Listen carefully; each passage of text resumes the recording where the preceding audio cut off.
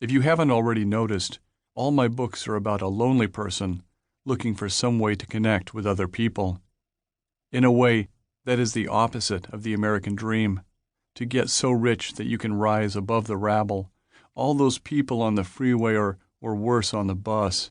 No, the dream is a big house, off alone somewhere, a penthouse like Howard Hughes, or a mountaintop castle like William Randolph Hearst. Some lovely, isolated nest where you can invite only the rabble you like, an environment you can control, free from conflict and pain, where you rule. Whether it's a ranch in Montana or a basement apartment with 10,000 DVDs and high-speed internet access, it never fails. We get there, and we're alone, and we're lonely. After we're miserable enough, like the narrator in his Fight Club condo, or the narrator isolated by her own beautiful face in Invisible Monsters, we destroy our lovely nest and force ourselves back into the larger world. In so many ways, that's also how you write a novel. You plan and research. You spend time alone building this lovely world where you control everything. You let the telephone ring. The emails pile up. You stay in your story world until you destroy it. Then you come back to be with other people. If your story world sells well enough, you get to go on book tour, do interviews, really be with people, a lot of people. People until you're sick of people, until you crave the idea of escaping, getting away to another lovely story world. And so it goes, alone together.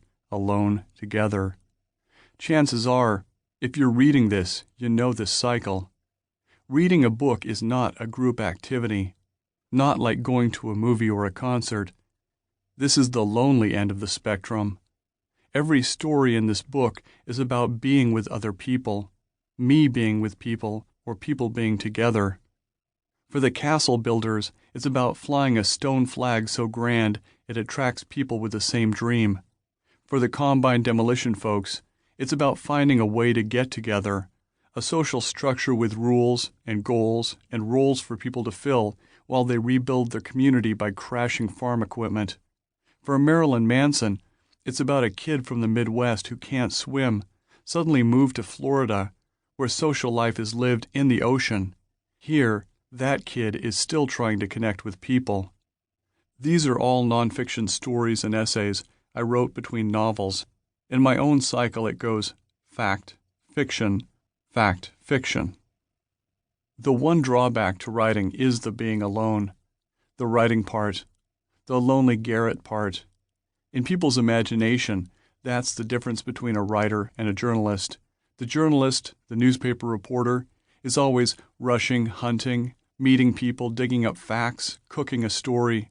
The journalist writes surrounded by people and always on deadline, crowded and hurried, exciting and fun.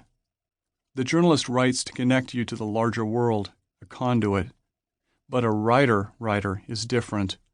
Anybody who writes fiction is, people imagine, alone, maybe because fiction seems to connect you to only the voice of one other person, maybe because reading is something we do alone. It's a pastime that seems to split us away from others. The journalist researches a story, the novelist imagines it.